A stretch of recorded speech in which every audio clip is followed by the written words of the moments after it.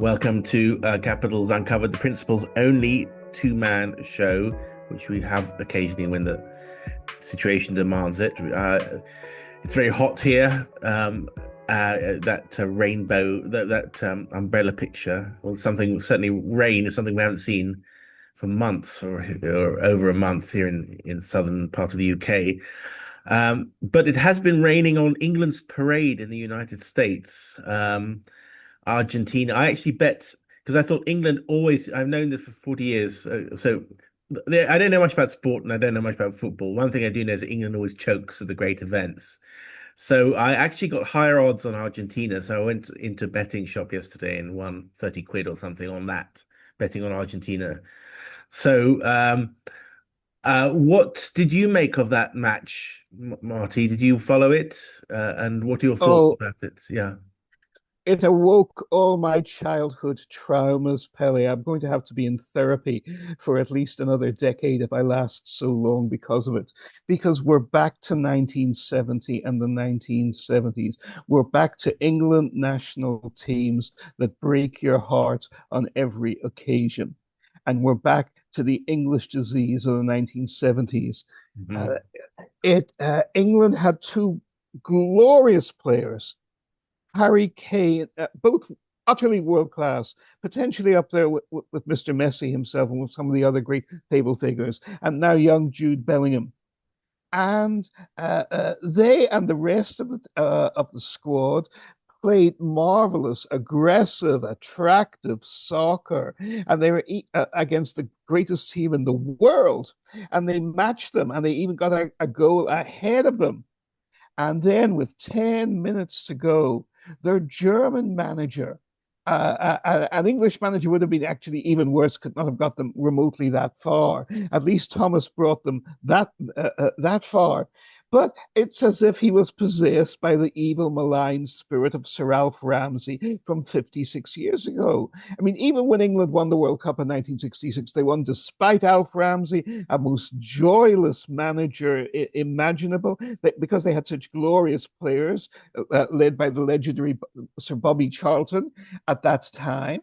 But in 1970, Ramsey took Charlton off after he'd scored goals in the quarter-final, supposedly to rest him for the semi-final, and then Germany came back and knocked England out. When a team is down, you do not simply sit back and say, "Oh, we've won, we're going to take it easy and prepare ourselves for the next match." No, you're aggressive, you push ahead, you win. That's the way Pele did it. That's the way Franz Beckenbauer did it. That's the way Lionel Messi does it. That's the way Martinez does it.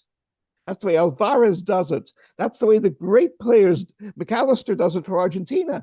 That's the way the great players do it. Argentina deserved to win. Yes, were they tough? Were they mean? Did they not play a spotlessly clean game? No, they didn't, because they were passionate, because they cared, because they were proud for their team, they were proud for their country. They were determined not to break the hearts of their fans and to deliver for their fans. It was love and patriotism, not hate, that propelled Argentina, and they never gave up. By contrast, we saw this magnificent England team, and the players were magnificent.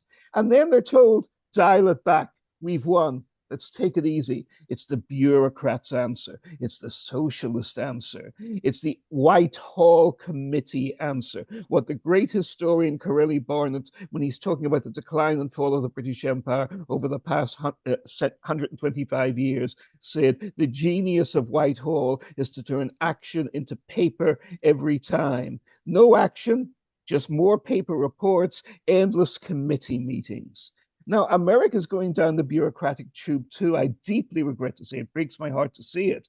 But the greatness of America for hundreds of years, and you saw this all the way through much of the 20th century too, was if there's a problem in building a missile or being competitive again, making Detroit competitive again, or getting all the rubber you need when rubber isn't available, or building a nuclear weapon, something that was inconceivable 5 years before during World War II. What do Americans do?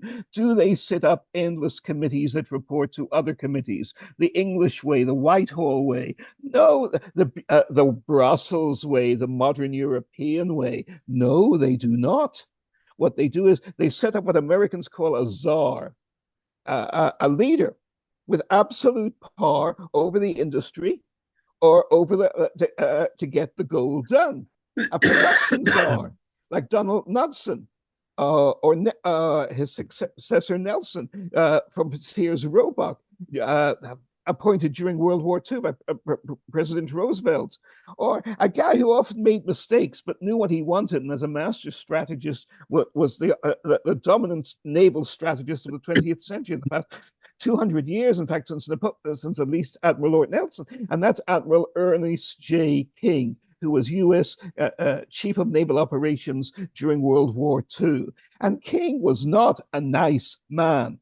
He was not a nice man. Field Marshal Montgomery actually could be a very nice man, but he wasn't a nice man to people who he thought were fools and idiots and parasites. And there were a lot of those around, and there are a lot of those around. So everyone who is a fool, an idiot, a loser, and a parasite to this day hates Field Marshal Bernard Montgomery, who's the greatest British general in history, who saved millions of British lives, and every soldier who served under him during World War.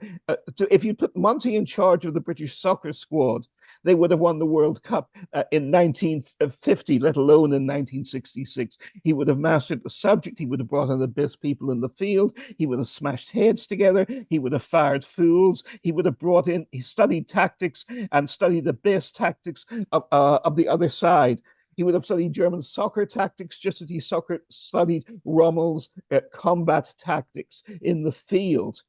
That's what you have to have. You don't have committees, and you don't have the British way of doing it. I'm all right, Jack, according to trade unions, the work to rule. England played a superb game, and they ended it at the 80th minute. We've won 1-0. All we have to do is sit back, and we don't have to score any more goals. And you're up against Argentina? You're up against Lionel Messi? You're up against the greatest team, arguably, since the great Brazilian teams, which are now the last generation behind us. Yeah. Suicidal, idiotic. The end was inevitable. Yeah. The end was inevitable. But this is British society. And this is why I am in America and you are in Sweden. Yeah. Because we ran from this. Yeah.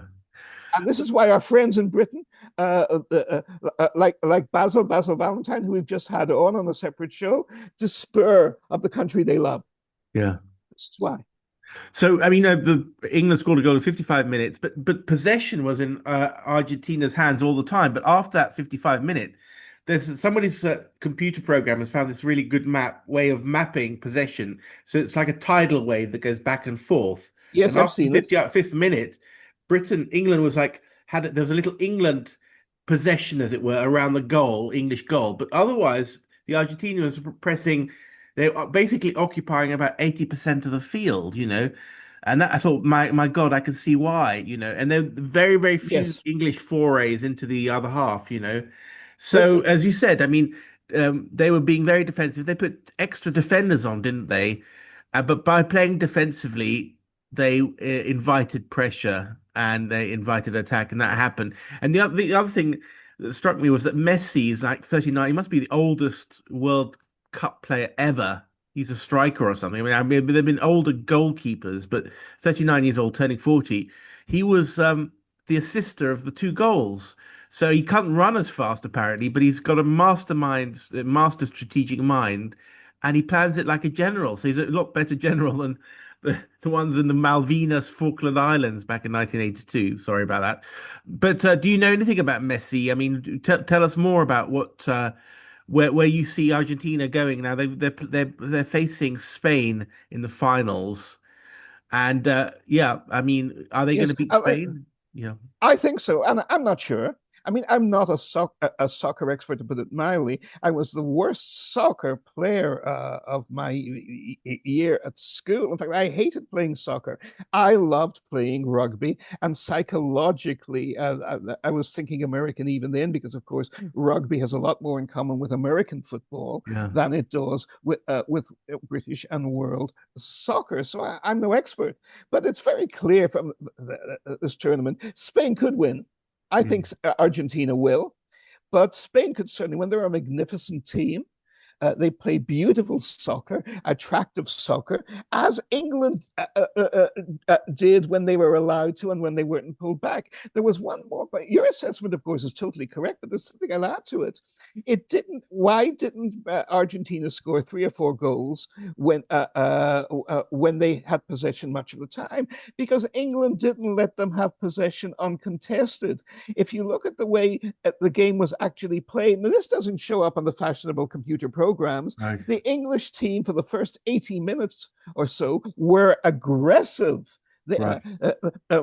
Even when Argentina had the ball for much more of the time, England players were in their face, which you Right. have to be when you're up against the greatest offensive team in soccer in the entire Right. world of Right. Right. national sports.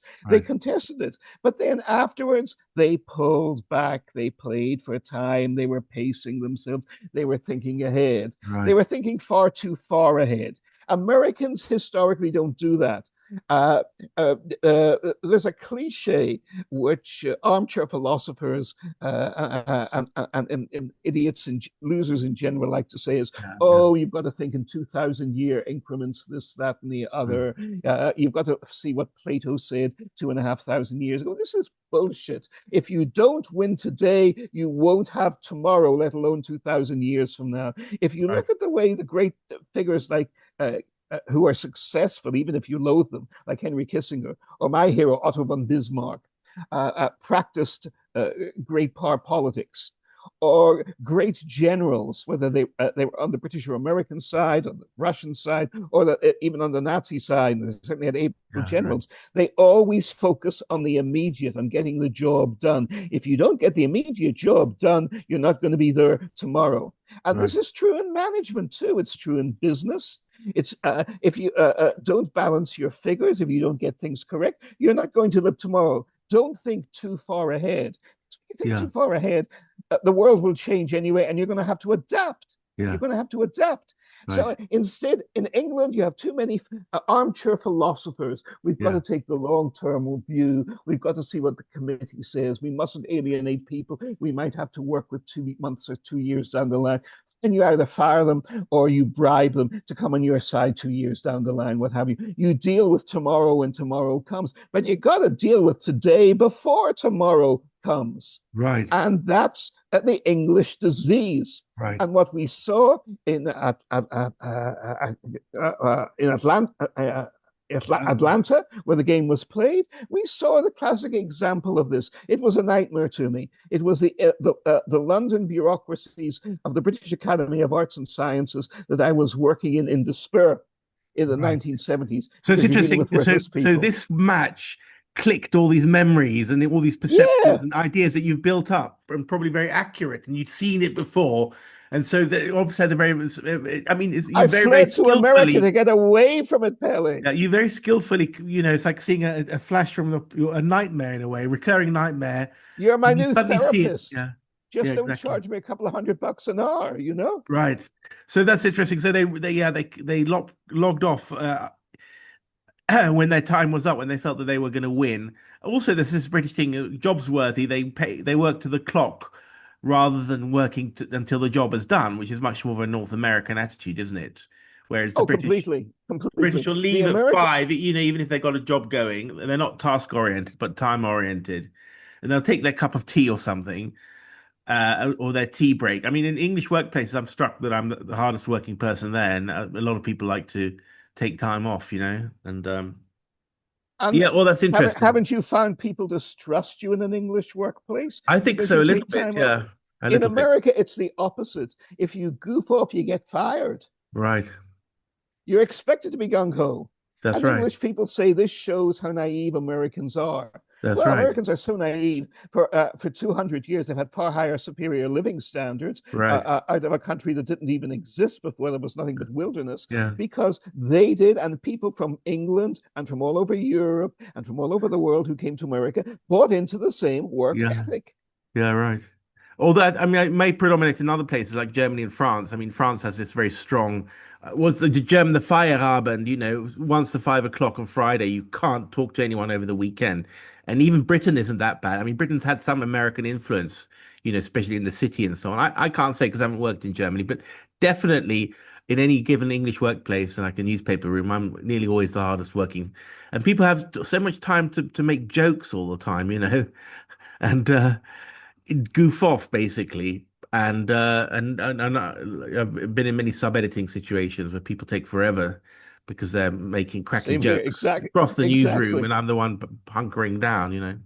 So we've seen a little bit of that. Well, and of course, but it's interesting. The Lionesses, the English women's team, an English women's rugby team or English men's rugby team. I can't vouch for it, but they seem to be more. It seems to be more predominant in English football, male football, because the Lionesses, I think, are they the European champions or the world champions? So I don't know what they're doing right. What are the women are doing right and the men are doing wrong? We'll have to find out. But now Well, it's going again, to be another I two think that goes. years. Yeah. We have that in America too. I think that also goes with gender swap roles, women becoming more aggressive and Right. men becoming much more apologetic and Yeah. feeling the pain. Yeah, very interesting. So, but now, I mean, it's people. What surprises me, and it's particularly true of England much more than Sweden, I say, but I can't really speak for other countries, is how important football is and how important failure is. It's almost like, how religion, like believing in God, and then when God doesn't turn up, people say, well, that's Yes. maybe next year, but it sustains them and they live on and they live on in failure. They revel in failure because uh, victory means closure and then anxiety because there's nothing else to hope for and nothing else to yearn for and long for. And now the English have 2 more years to yearn for the next thing. And I know what's going to happen. They're going to reach the quarterfinals. Exactly. Possibly the semi-finals as the Europeans because they're less competitive and they're going to choke. I'll bet on it now. I'll Just bet as whoever the opponent you is, and then predicted this would happen. You yeah, said this. Yeah, exactly. yeah. All right. So we're not going to joke at this show. We give 100% every time. Absolutely. Absolutely. All right. So we've combined a bit of football reflection and important life philosophy there from your frustrated experience. Thank you so much. See you tomorrow. Thank you, Pelle. Thank you.